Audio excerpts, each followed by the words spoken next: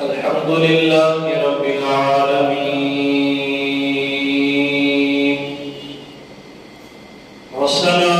والصلاة والسلام على سيد الأنبياء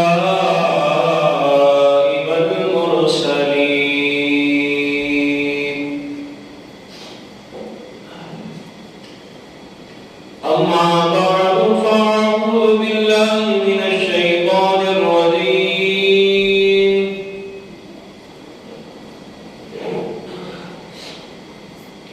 بسم الله الرحمن الرحيم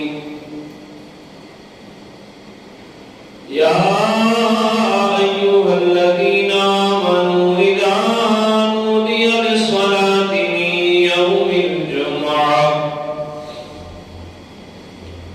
من يوم الجمعة فاسعوا إلى ذكر الله وذروا البيع ذلكم خير لكم إن كنتم تعلمون فإذا قضيت الصلاة فانتشروا في الأرض وابتغوا من فضل الله واذكروا الله كثيرا لعلكم تفلحون وإذا رأوا تجارة أو لهوا انفضوا إليها وتركوك قائما قل ما عند الله خير من اللهو ومن التجارة والله خير الرازقين قال النبي صلى الله تعالى عليه وسلم من سب نبيا فاقتلوه صدق الله العظيم وصدق رسوله النبي الكريم الأمين إن الله وملائكته يصلون على النبي يا أيها الذين آمنوا صلوا عليه وسلموا تسليما بعد كبرش پڑھیے اللهم صل على سيدنا مولانا محمد معدن الجود والكرم ماله وبارك وسلم صل عليه قدر نبی دا ایک ہی جان دنیا دار کمی دے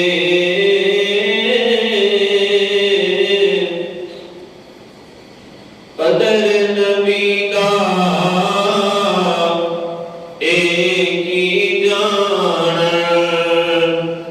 او دنیا دار کمی دے قدر نبی دا جانن والے قدر نبی دا او جانن والے سو گئے بچ مدینے قدر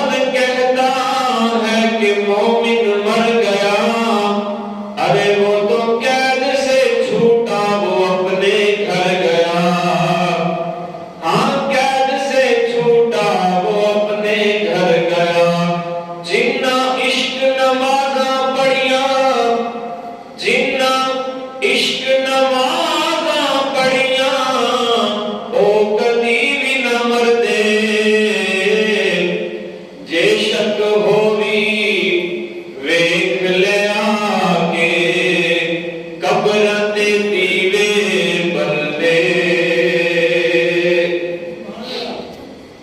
ہاں جے شک ہووی ویکھ لیا کے قبر تے دیوے بلدے حمد و صلات کے بعد مالک لم یزل کی بارگاہ میں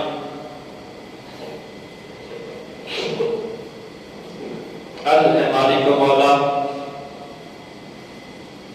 تیرا لاکھ لاکھ شکر ہے کرم ہے تو نے ہمیں ایک بار پھر جمعۃ المبارک کی نیک گھڑیاں نصیب کی ہیں مالک آج کے دن کی ساری برکتیں ہم سب کو عطا فرما دیں آج کے دن کی ساری رحمتیں ہمارے حصے کی رحمتیں ہمارے حصے کی برکتیں ہمارے حصے کی خوشیاں ہم سب کو عطا فرما دیں آباد دیوکر ہم بڑے خوش نصیب ہیں کہ اللہ نے جمعۃ المبارک جیسی نیک گھڑیاں میں دی ہیں اور جو دوست صحابہ ابھی تک گھروں میں بیٹھے ہیں سوچ رہے ہیں مسجد میں جائیں گے ان کو بھی گزارش کروں گا کہ آپ بھی خوش نصیب ہیں اللہ نے آپ کو جان دی ہے سانسیں دی ہیں اور جمعہ کا دن بھی دکھایا ہے تو کوشش کریں اسی مالک کی بارگاہ میں مسجد میں آ کر مزید اس کی رحمتیں لوٹیں آج کا ہمارا موضوع شان سیدنا غوث الورا چونکہ یہ ماہ مبارک تیرے اور میرے پیر حضور غوث اعظم دستگیر رضی اللہ تعالیٰ عنہ کے نام سے منسوب ہے تو ہم اس ماہ مبارک میں غوث پاک رحمۃ اللہ تعالیٰ کی شان ان کے فیض و برکات سماعت کر رہے ہیں آج بھی سیدنا شیخ عبد القادر جیلانی رضی اللہ تعالیٰ آپ کی شان سنیں گے انشاءاللہ تعالی اور تمام سامعین کرام کو پھر ایک بار عرض کروں گا کہ تمام احباب وقت کا خاص خیال رکھتے ہوئے مسجد میں تشریف لائیں اور ملفوظات کو سماعت کریں اللہ رب العالمین ہم سب کو حضور سیدنا شیخ عبد القادر جیلانی رضی اللہ تعالیٰ عنہ کا خاص فیضان نصیب فرمائے ان کی خاص نظر شفقت نصیب فرمائے ہم بھلے گناہگار صحیح جھلے صحیح لیکن ہم غوث کے ماننے والے ہیں غوث پاک کو ماننے والے ہیں اور ایسا نہیں جیسے کوئی ایرا مانتا ہے ایسا نہیں مانتے ہم کہتے ہیں غوث پاک ہمارے ہیں اور ہر محاذ پر کہتے ہیں یہ نہیں کہ منبر پر گھروں میں نہیں ہم ہر محاذ پر کہتے ہیں غوث پاک کیونکہ ہم ان سے عقیدت کرتے ہیں والہانہ محبت اور عشق کرتے ہیں اسی لیے ہم ہر محاذ پر کہتے ہیں غوث پاک ہمارے ہیں تو عزیزوں مجھے یہ بتاؤ کہ ہم ہر محاذ پر کہیں غوث پاک ہمارے ہیں کیا قبر میں غوث پاک ہمیں اکیلا چھوڑیں گے کیا غوث پاک معاشر کے دن ہمیں اکیلا چھوڑیں گے نہیں چھوڑیں گے تو آئیے اسی طرح میں آپ کی پیش گزار سب سے پہلے واقعہ پیش کر دوں کہ قبر میں ایک شخص جاتا ہے تو منکر نکیر آ جاتے ہیں سوال کرنے کے لیے اس سے کہ بھائی بتا ما دینوں کا تیرا دین کیا ہے وہ کہتا ہے مجھے دین کا تو نہیں پتا میں غوث پاک کا دھوبی ہوں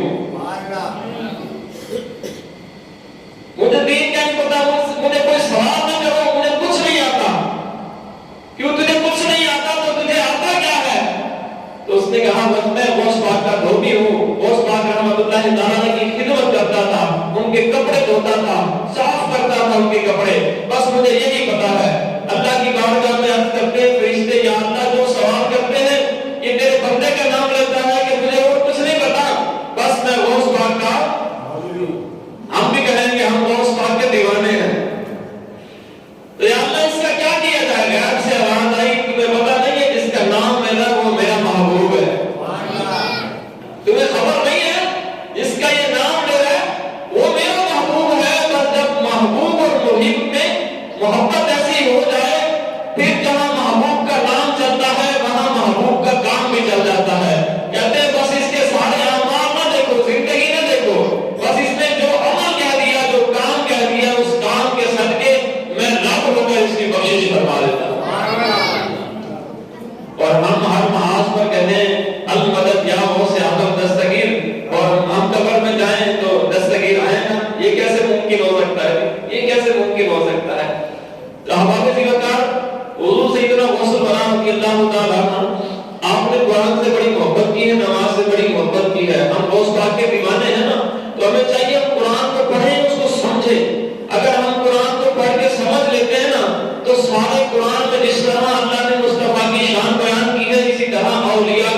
بیان کی ہے. اسی طرح اولیاء کا عدد، اولیاء کی شان بھی اللہ رب العزت نے بیان کی ہے قرآن مجید میں. اسی لیے تو ہر ولی قرآن سے محبت کرتا تھا، ہر ولی نماز سے محبت کرتا تھا، کیونکہ سارے کا سارا علم اللہ نے قرآن میں رکھ دیا. آئیے سورۃ نمل، یہ قرآن پاک کی آیت ہے، سورت ہے. اس سورت کو ہم شروع کرتے ہیں تو اس سورت کے شروع میں اور اس سورت کے اندر بہت سارے عقائد ہمیں معلوم ہو جاتے ہیں. اس میں بہت ساری عقیدے کی بات اللہ رب العالمین نے وہ بیان کی قرآن مجید میں سورۃ نمل میں. اس میں سب سے جو اہم واقعہ ہے سورۃ نمل، اس کو کہتے ہیں چونٹیوں والی سورت. کون سی سورت؟ چونٹیوں والی. چونٹی نہیں ہوتی کیڑی، چونٹی والی سورت. حالانکہ اب چونٹی تو نہیں ہے قرآن مجید میں، اگر دیکھیں چونٹی والی سورت نہیں ہے تو چونٹی کو عربی میں نمل کہتے ہیں. کیا کہتے ہیں؟ ہاں، اسی لیے اس کا نام سورۃ النمل ہے. اس کو ہم شروع کرتے ہیں، اس کا نام ہی چونٹی والی سورت ہے. اب مجھے بتائیے کہ ایک چونٹی اللہ کے نبی سے محبت رکھے، اللہ اس چونٹی کا ذکر بھی قرآن میں کر دیتا ہے. اللہ تو اس کا ذکر قرآن میں کر دیتا ہے. رہتی دنیا تک جب بھی کوئی قرآن پڑھے گا تو چونٹی کا ذکر لازمی آئے گا. چونٹی کا ذکر لازمی آئے گا، کیونکہ اس نے اللہ کے نبی سے محبت کی ہے.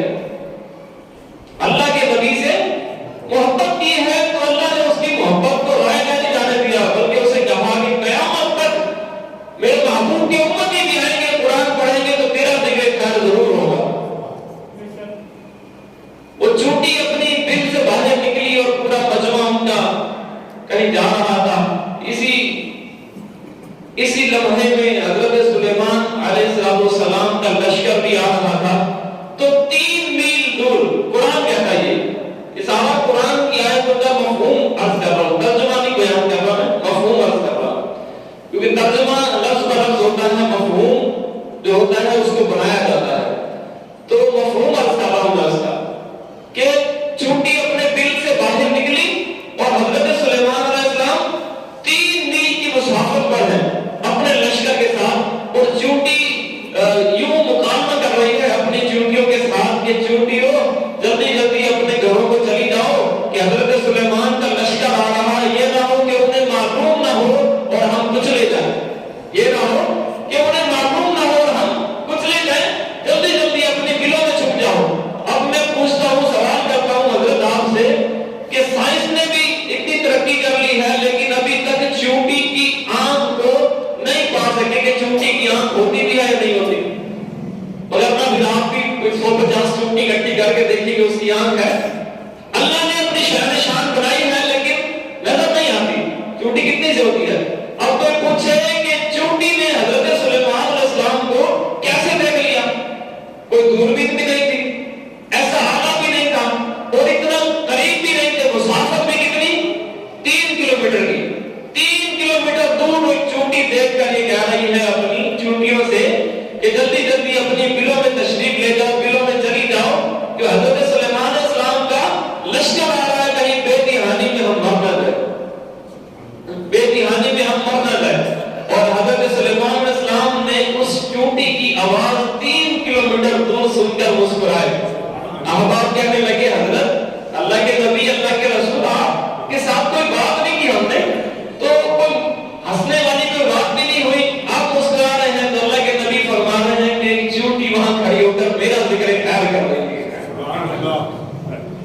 یہ ہوتی ہے نبی کی شان، یہ ہوتی ہے رسول کی شان، اور یہ قوت سماعت اور نگاہ وسعت اللہ نبیوں کو عطا فرماتا ہے. دیکھیں جی، معجزہ اور کرامت ہوتی ہے. معجزہ اللہ نے نبیوں کو رسولوں کو دیا ہے. کس کو دیا جی؟ کچھ ہی بولا نا ذرا. معجزہ کس کو ملا ہے؟ نبی کو، رسولوں کو، پیغمبروں کو. کرامت اللہ نے اپنے نیک بندوں کے حق میں عطا کی. دیکھیے اب معجزہ، اس کی پہلے تعریف سمجھ لیں. معجزہ اور کرامت وہ چیز ہے جو عقل میں نہ آئے، جس کو عقل تسلیم نہ کرے. جہاں عقل کے پردے ختم ہو جائے وہاں سے کرامت شروع ہوتی ہے. اب اس بات کو عقل تسلیم تو نہیں کرتی نا جی. چونکہ بات کر رہی ہے اللہ کے نبی کے بارے میں، اس کو یہ بھی کس نے بتایا تھا کہ وہ سلیمان ہے؟ اس نے تو قرآن کہتا ہے اس نے نام لیا کہ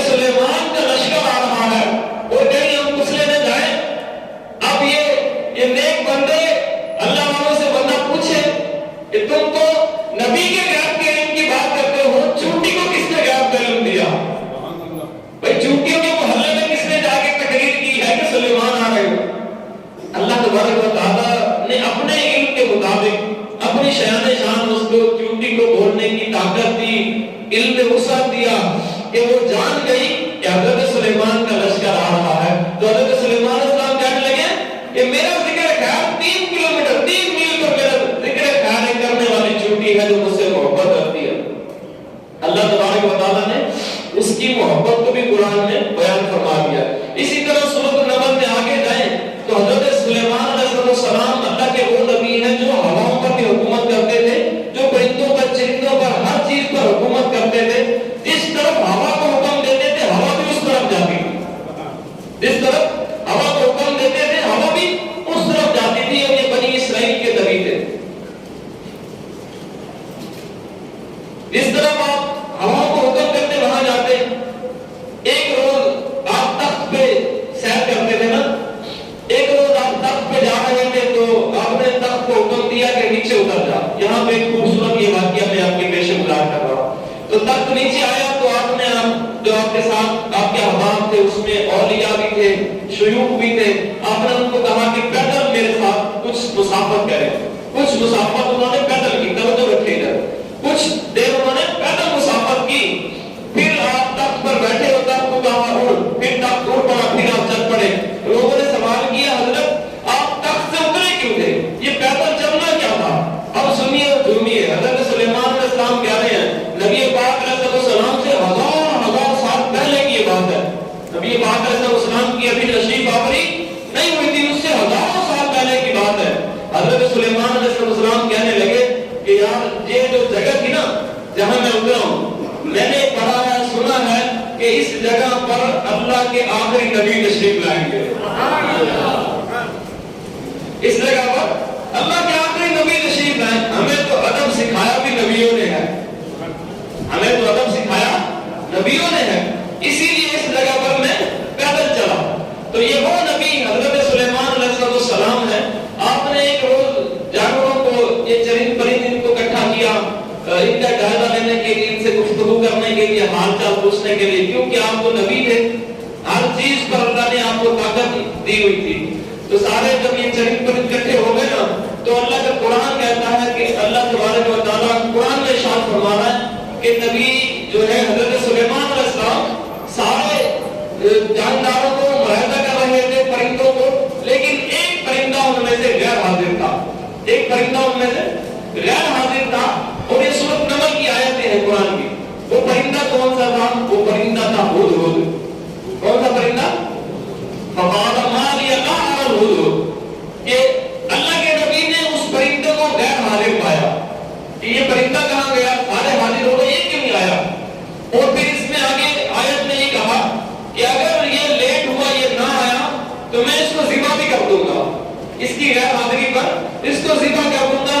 ہاں ایک شرط میں اس کو ذبح نہیں کروں گا کہ کوئی معقول جواب لے کر آئے کہ میں اس وجہ سے میری آپ کے پاس حاضری نہیں ہو سکی، تھوڑی دیر گزری۔ اللہ کا قرآن کہتا ہے تھوڑی دیر ہی گزری تھی کہ وہ ہدہد آ گیا، اور یہ وہی ہدہد ہے، یاد رکھیے گا، جو حضرت ابراہیم علیہ السلام کے لیے جب آگ بھڑکائی گئی نا تو یہ اپنی جوش میں پانی لے کر جاتا تھا۔ اللہ نے اس کا بھی ذکر قرآن میں کر دیا ہے۔ چرند پرند بھی اگر اللہ کے نبی سے یا اللہ والوں سے وفا کریں، اللہ ان کا ذکر قرآن میں کر دیتا ہے یار۔ اور ہم اشرف المخلوقات ہو کر اب سوچیں کہ ہم اگر اللہ کے نبی سے محبت کریں تو اللہ ہمیں کیا مقام عطا فرمائے گا یار، بلکہ مقام عطا فرمائے گا کیا ہماری آنکھوں کے سامنے ہی ہے کہ اگر تم نبی سے محبت کر دو، اللہ تبارک و تعالیٰ امیر المجاہدین خادم حسین جی جیسا مقام عطا فرما لیتا ہے یار، اسی کو سبحان اللہ۔ تو تھوڑی ہی دیر گزری اور وہ پرندہ ہدہد آپ کی بارگاہ میں آ گیا اور کہنے لگا کہ اللہ کے رسول میں آپ کی بارگاہ میں ایک ایسا نئی ایک بات لے کر آیا ہوں جو شاید مجھ سے پہلے آپ کو کسی نے نہ بتائی ہو۔ تو اللہ کے نبی نے کہا کیا بات ہے؟ تو کہنے لگا کہ میں اڑتا اڑتا ایک غیر علاقے میں نکل گیا، وہاں میں نے ایک عورت کو دیکھا، اللہ نے، یہ اللہ کا قرآن سارا تو مفہوماً عرض کر رہا ہوں، کہنے لگا کہ اللہ نے اس عورت کو ہر چیز میں سے کچھ نہ کچھ حصہ عطا فرمایا ہے، اللہ نے اس عورت کو بہت کچھ عطا فرمایا ہوا ہے، اور وہ ایک اس نے ایک اپنا ہی الگ ملک بنایا ہوا ہے، اور اس ملک کی وہ ملکہ بنی ہوئی ہے، اس ملکہ کا نام ہے سبا بلقیس۔ کیا نام ہے؟ ملکہ بلقیس کے نام سے مشہور ہے۔ تو وہ ہدہد پرندہ اللہ کے رسول کی بارگاہ میں یہ کہہ رہا ہے کہ اس نے اپنا الگ ملک بنایا ہے، اللہ نے اس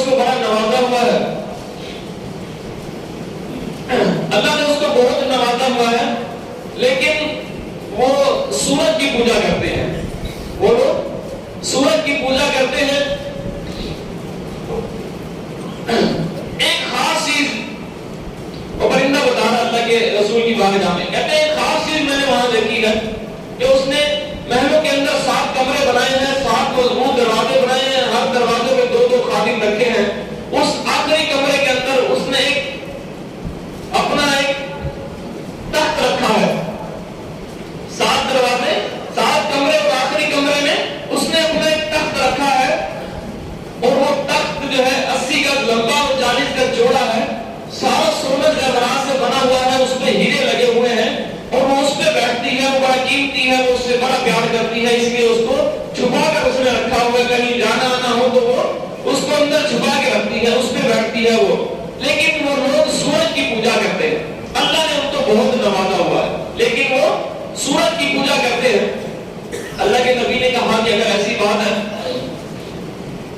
میں خط لکھ کر دیتا ہوں اور جا کر ملکہ بلقیس کو یہ میرا خط دے دو. پرندے کے ذریعے اللہ کے نبی نے پیغام اسلام, پیغام دین ان تک پہنچایا. پرندہ اپنی چونچ میں وہ خط لے کر گیا اور ملکہ بلقیس کو اس کی گود میں وہ خط ڈال دیا. ملکہ بلقیس نے پڑھا قرآن پاک کے الفاظ, بسم اللہ الرحمن الرحیم سے شروع کیا, اور کہا کہ عورت تو اپنے اس مال پر گھمنڈ نہ کر, غرور نہ کر, اور اللہ کی طرف آ جا. بے شک اللہ رب العالمین ہی واحد و یکتا ہے, وہی عبادت کے لائق ہے. تو دائرہ اسلام میں آ جا اور اس سورج کی پرستش کو خود بھی چھوڑ دے اور سب کو چھوڑا دے. تو اس نے اپنے حواریوں کو بلایا, جو اس کے ان کے اپنے جو مولوی تھے ان کو بلایا اور کہا کہ یہ حضرت سلیمان کی طرف سے مجھے خط آیا ہے, کیا کیا جائے؟ تو انہوں نے کہا کہ ہمارے پاس طاقت ہے, قوت ہے. بالفعل یہ جواب دیا. تو ملکہ بلقیس نے کہا کہ بعض اوقات ایسے ہوتا ہے کہ کوئی نبی کا دعویٰ کر لیتا ہے اپنی عزت بنانے کے لیے, مال کمانے کے لیے. ملکہ بلقیس نے کہا ان کے لیے کچھ مال دولت بھیج دو. اگر یہ مال قبول کر لیتے ہیں تو جھوٹے ہیں, اگر مال قبول نہیں کرتے تو اللہ کے سچے رسول ہیں. تو کچھ لوگ گئے مال لے کر, تو حضرت سلیمان علیہ السلام نے وہ مال نہ لیا. آپ نے کہا کہ تم کون سا مال دیتے ہو, اللہ نے مجھے اس سے بھی اچھا مال و دولت اور عزت سے نوازا ہے. آپ نے واپس کر دیا. جب وہ واپس آئے تو ملکہ بلقیس کے دل میں خیال آیا کہ واقعی یہ جھوٹے نہیں ہیں بلکہ یہ اللہ کے سچے رسول ہیں. تو کیوں نہ ان کے پاس جایا جائے اور ان کے ہاتھ پر اسلام کو قبول کر لیا جائے. نیت کر کے ملکہ بلقیس وہاں سے نکلتی ہے. ادھر حضرت سلیمان علیہ السلام کی محفل جمی ہے اور ساری مخلوقیں آپ کی محفل میں جمع ہوتی تھی. تو حضرت سلیمان علیہ السلام اپنی محفل میں بیٹھے اعلان کر رہے ہیں, آپ کو یہ خبر مل چکی کہ ملکہ بلقیس وہاں سے نکل چکی ہے میرے پاس آنے کے لیے. تو آپ نے اعلان کیا اپنی محفل میں کہ کون ہے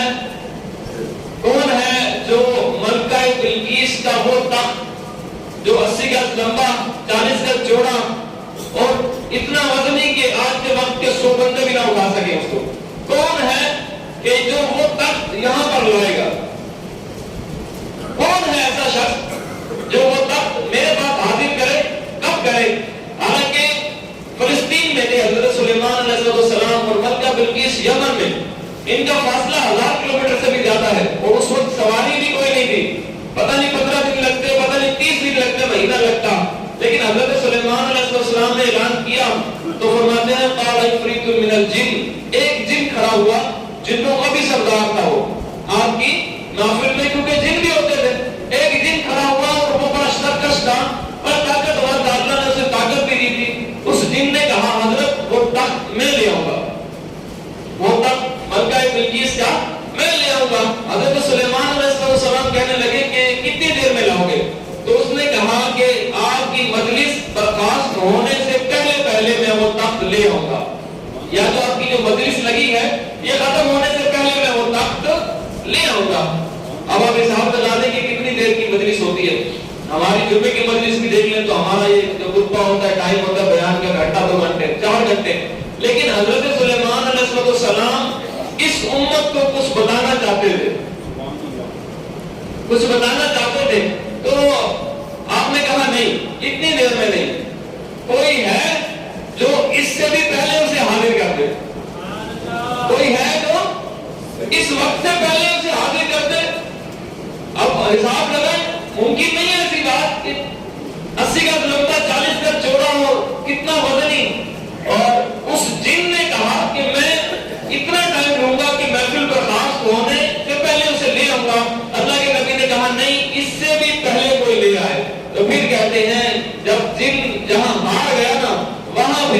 کتاب والا جو کتاب کا علم جانتا تھا وہ کھڑا ہوا.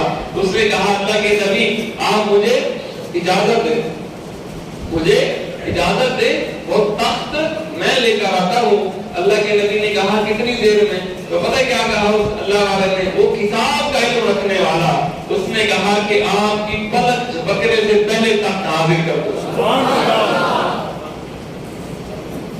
کب حاضر کر دوں گا جی؟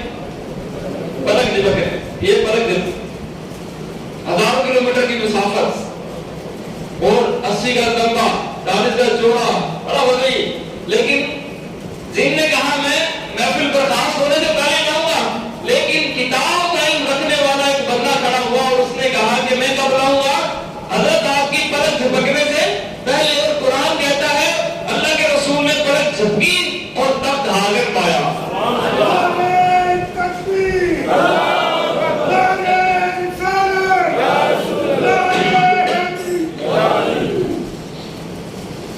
تو اللہ کا قرآن کہتا ہے پلک جھپکی اور تخت کو حاضر پایا, تخت کو حاضر پایا.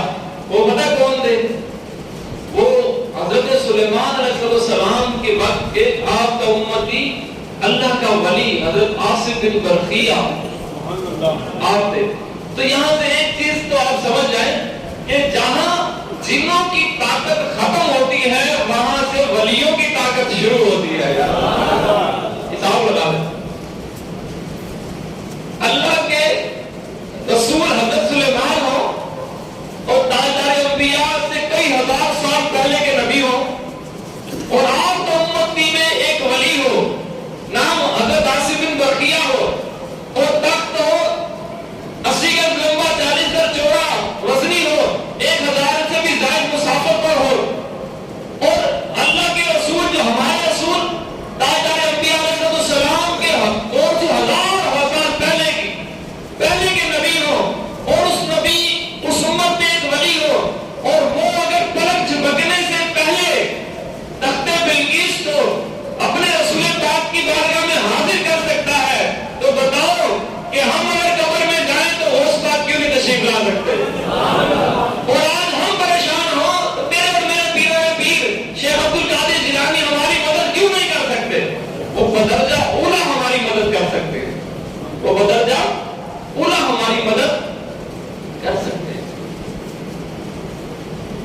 رسول بھی اور وہ رسول ہو جو دعا کرے کہ اللہ ہمیں احمد مصطفیٰ محمد مصطفیٰ کا امتی بنانا. رسول بھی ہو. اگر اس وقت کے رسول کو اللہ نے اتنی شان دی ہے, پھر ان کے امتی کو اتنی شان دی ہے, تو حساب لگا لو ہمارے نبی کی شان کا عالم کیا ہوگا.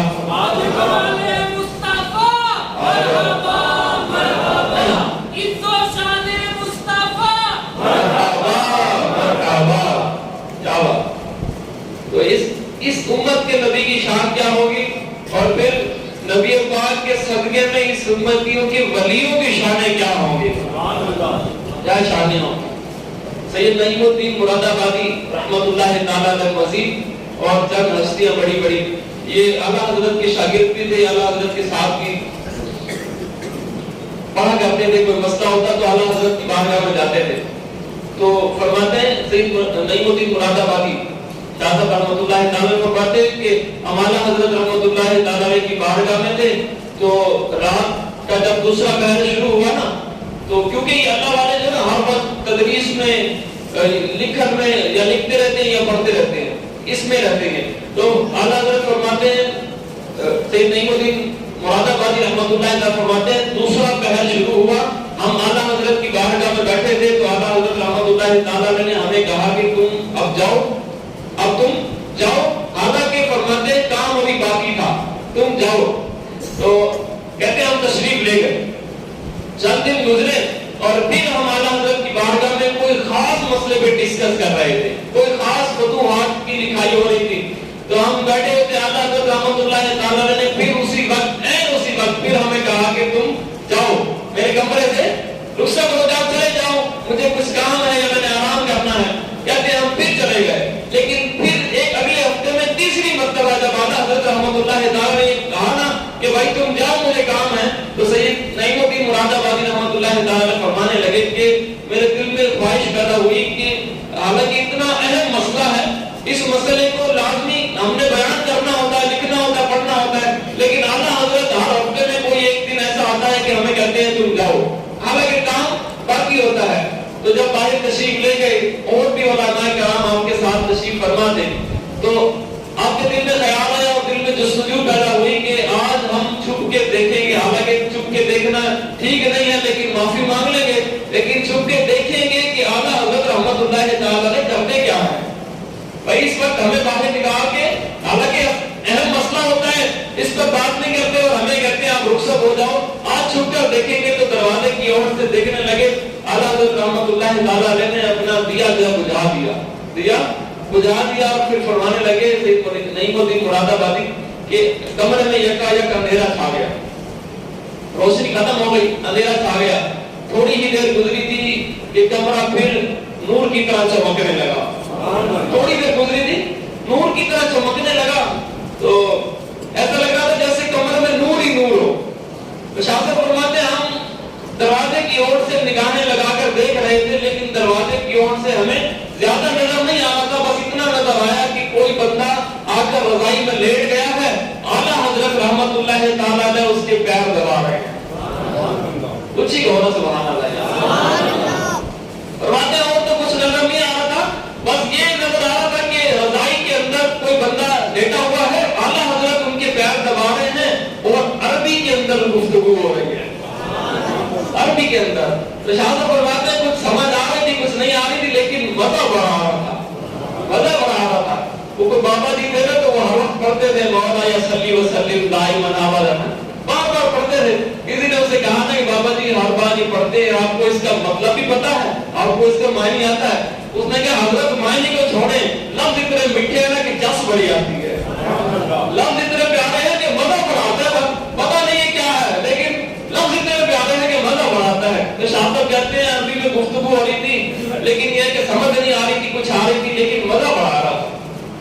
آپ فرماتے ہیں یہی گفتگو کا معاملہ چلتا رہا اور تہجد کا ٹائم ہو گیا، تہجد کا ٹائم ہو گیا، پھر یک وہ حضرت تشریف لے گئے کمرے میں، پھر اندھیرا چھا گیا اور اعلیٰ حضرت رحمت اللہ تعالی نے پھر آ کر اپنا دیا جلایا، اور دیا جلا کر جب دروازہ کھولا نا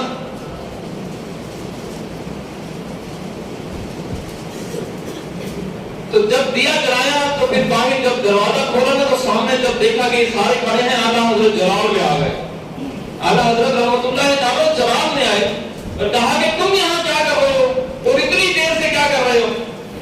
تو لوگوں نے کہا کہ اب ہم بات کریں گے تو کوئی اور مسئلہ ہوگا، شاہ صاحب کو سامنے کر دیتے ہیں، کیونکہ اعلیٰ حضرت رحمت اللہ تعالی نے تو ہمیں سیدوں کا ادب سکھایا ہے۔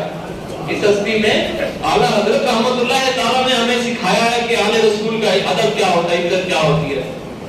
تو شاہ صاحب آگے ہوئے، کہا جی معذرت چاہتے ہیں، غلطی تو ہو گئی لیکن آپ ہر بار ہمیں باہر جانے کو کہتے تھے تو سوچا آپ ہم کچھ سمجھ لیں، کچھ دیکھ لیں، تو آپ کو اللہ رب العالمین کی عزت و جلال کی قسم ہے آپ ہمیں آج یہ بتا دیں، ضرور ہم نے کبھی سوال نہیں کیا لیکن آج سوال کر رہے ہیں، ہمیں یہ بتا دیں کہ جو ہستی آئی تھی وہ ہستی کون تھی، جو ہستی آپ کے پاس آئی تھی وہ ہستی کون تھی؟ اب اعلیٰ حضرت رحمت اللہ تعالی نے کہا کہ پردہ تو اب اٹھ چکا ہے، پردہ اب اٹھ چکا ہے۔ تو آپ فرمانے لگے کہ آپ جب ساری کائنات میں بڑے بڑے علماء ولی مشائخ جب شیوخ کسی مسئلے میں پھنس جاتے ہیں تو میرے پاس آتے ہیں نا، میں احمد رضا جب کسی مسئلے میں پھنس جاتا ہوں غوث پاک رحمت اللہ تعالی علیہ، آواز نہیں آئی، پیچھے سے بھی آواز آ رہی ہے سبحان اللہ۔ تو بات ہے میں احمد رضا جب کسی مسئلے میں پھنس جاتا ہوں نا تو شیخ عبد القادر جیلانی رضی اللہ تعالیٰ عنہ تشریف لاتے ہیں، خدمت بھی کر لیتا ہوں، مسئلے بھی اپنے حل کروا لیتا ہوں۔ ایسے آقاؤں کا بندہ ہوں رضا، بول بالے میری سرکاروں کے۔ وہ شاعر نے بڑا خوبی کہا نا، مشکل جب بھی سر پہ آئی تیری رحمت آڑے آئی، جب میں نے تمہیں پکارا کام آیا تیرا سہارا، کام آیا تیرا سہارا، چلتا آسی کا گزارا تیری خیر سے۔ احمد رضا بھی بول پڑے کہ جب سارے لوگ پھنس جاتے ہیں مسئلے میں تو میرے پاس آتے ہیں، لیکن احمد رضا جب پھنس جاتا ہے تو غوث پاک رحمت اللہ تعالیٰ نکالتے ہیں اسے. ابن جوزی رحمۃ اللہ تعالیٰ یہ غوث پاک رحمۃ اللہ تعالیٰ علیہ کے دور کے ہیں. اب انہوں نے غوث پاک رحمۃ اللہ تعالیٰ کی زیارت نہیں کی تھی، لیکن جب بھی غوث پاک رحمۃ اللہ تعالیٰ علیہ کوئی مسئلہ بیان کرتے یہ رد کرتے ہیں، ان کا رد کرتے ہیں، ان کی کاٹ کرتے ہیں. حالانکہ امام جوزی رحمۃ اللہ تعالیٰ بہت بڑے ولی بھی ہیں، عالم دین بھی ہے اپنے وقت کے، لیکن ان کا دور وہی دور ہے جو غوث پاک رحمۃ اللہ تعالیٰ علیہ کا. ایک دن آپ کے ماموں نے آپ کو کہا کہ ایک محفل ہے بڑی روحانی، آپ کو نہ لے چلو وہاں پہ. تو یہ جاتے نہیں تھے کہیں پہ، کیونکہ یہ کتابوں کے مصنف کتابیں لکھتے تھے، پڑھتے تھے. تو انہوں نے کہا چلے چلتے ہیں. جب یہ اس محفل میں پہنچے تو ان کو جگہ ملی جوتوں والی، جہاں بالکل جوتے رکھے وہاں جگہ ملی. وقت کے امام ابن جوزی، اور انہوں نے کئی ہزار کتب لکھی ہیں اور ان پر ہر فرقہ اس پر متفق ہے ان کی کتابوں پر. ایسے امام ہے جگہ ملی جوتوں پر. اور پھر خود امام جوزی رحمۃ اللہ تعالیٰ نے یہ لکھتے فرماتے ہیں کہ اعلیٰ جو شخص منبر پر بیٹھ کر تقریر کر رہا تھا اس کے چہرے پر بڑی نورانیت تھی. انہوں نے اس بات کو نہیں دیکھا ہوا تھا، لیکن آپ کے مسئلے کا رد کرتے تھے، کاٹ کرتے تھے. یہ مسئلہ بتاتے اس پاک رحمۃ اللہ تعالیٰ یہ ادھر سے کاٹ کرتے تھے. یہ پہلی محفل تھی کہ آپ جب ان کی بارگاہ میں ان کی محفل میں پہنچے، جگہ ملی جوتوں والی جگہ پر. تو امام جوزی ان کی ایک خاص خاصیت تھی امام جوزی رحمۃ اللہ تعالیٰ کی، یہ ایک آیت کی 11 تفسیریں بیان کرتے تھے. کتنی تفسیریں؟ 11 تفسیریں بیان کر لیتے تھے. یہ خاصیت تھی. جگہ ملی جوتوں میں. اور پھر خود فرماتے ہیں کہ اپنی کتاب میں کہ اس وقت کوئی مائک تو تھا نہیں، سپیکر تھا نہیں، ہزاروں کا مجمع تھا اور اتنے شیوخ اتنے عالم آپ کے سامنے تشریف فرماتے، کئی ہزاروں کا مجمع تھا. لیکن غوث پاک رحمۃ اللہ تعالیٰ کی آواز جس طرح پہلے شخص کو آ رہی تھی اسی طرح مجھے بھی آ رہی تھی. جگہ کہاں ملی؟ بالکل آخر میں. تو ماموں کے ساتھ تھے. غوث پاک رحمۃ اللہ تعالیٰ نے، ہم ایسے نہیں کہتے المدد یا غوث اعظم دستگیر، آپ تو دلوں کے احوال بھی جانتے ہیں، آپ تو دلوں کے احوال بھی جانتے ہیں. بغداد سے آج بھی وہ جان رہے ہوں گے کہ میرا عاشق کیا بیان کر رہا ہے اور میرے عاشق کیا بیان سن رہے ہیں. یہ ہمارا عقیدہ ہے. تو غوث پاک رحمۃ اللہ تعالیٰ نے آپ امام جوزی کے دل کا حال بھی جان چکے تھے. حالانکہ کئی ہزار کے مجمع اور آخر میں، لیکن آپ کی یہ کرامت کہ آپ کی آواز جس طرح پہلا بندہ سماعت کر رہا تھا اسی طرح امام جوزی کہتے ہیں مجھے بھی سمجھ آ رہی تھی.